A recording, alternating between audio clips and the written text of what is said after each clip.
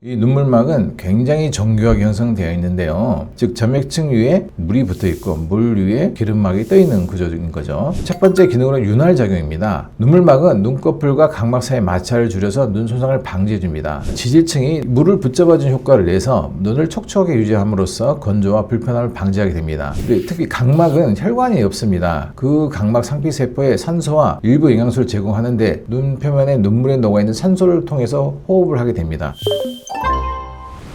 눈물막은 3개의 층으로 구성되어 있습니다. 아까 그림에서 보셨듯이 지질층, 그 다음에 물층, 점액층이 있습니다. 지질층은 메이범샘이라는 샘에서 주로 분비되면서 증발 방지하는 데 중요한 역할을 합니다. 수정층은 눈물샘에서 분비되고 윤활과 영양 공급을 담당합니다. 이 결막에서는 이제 잔세포에서 이제 점액층이 생성되면서 눈 표면에 이런 막들이 붙는데 중요한 역할을 합니다. 또한 이물들이 들어왔을 때 이 점액과 함께 엉키게 만들어서 눈곱으로 배출시키는 효과도 내기 때문에 점액층도 대단히 중요한 층입니다. 이 세 가지를 합쳐서 눈물막이라고 저희는 표현합니다. 따라서 물이 자꾸 있냐 없냐만 생각을 하는데 그렇지 않습니다. 메이범샘이 잘 작동해서 증발을 방지하고 또 점액층이 잘 작동해서 눈물이 각막 표면에 붙어있게 만드는 것도 대단히 중요하다고 볼 수가 있겠습니다.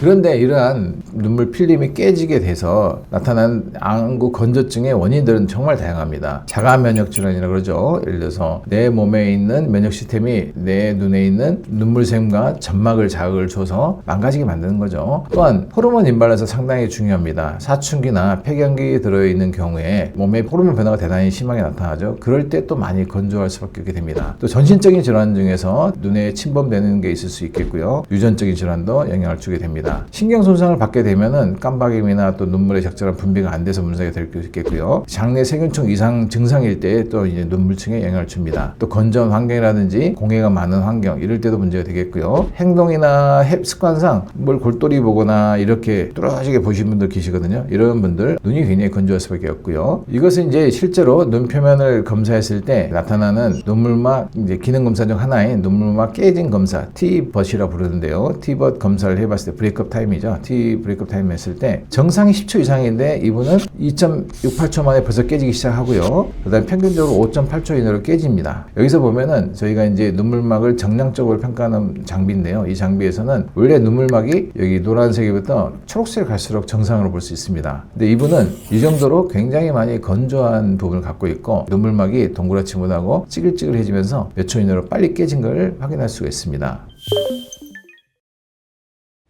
자, 그렇다면은 지금부터는 이 안구조증을 치료하는 약물에 대해서 특히 안과에서 사용하는 약물의 종류와 단계별로 어떻게 쓰는지에 대해서 잠깐 설명드리겠습니다. 약물 치료 알고리즘은 일단 첫 번째 단계는 인공눈물 사용입니다. 보존제가 무첨가된 히알루론산 나트륨을 우선 시도하게 됩니다. 그렇지만도 이게 반응 안 하고 계속해서 눈 표면에 염증이 있다면은 이제 면역 억제제인 사이클로스포린 같은 걸 사용하거나 3단계로 이제 스테로이드 안약을 2주 정도 이내로 짧게 사용하다가 면역 조절을 전환할 수도 있습니다. 그리고 마지막 4단계에서는 메이범섬 기능장애를 치료를 하기로 하는데 대부분 경우 병원에 올 정도 되면은 이게 되게 많이 깨져 있는 분들이 많아서 같이 치료하게 됩니다. 요즘에는 이제 IPL 레이저가 치료에 아주 숨은 공신으로서 혁혁한 성과를 내고 있습니다. 이런 부분도 하나씩 살펴보겠습니다.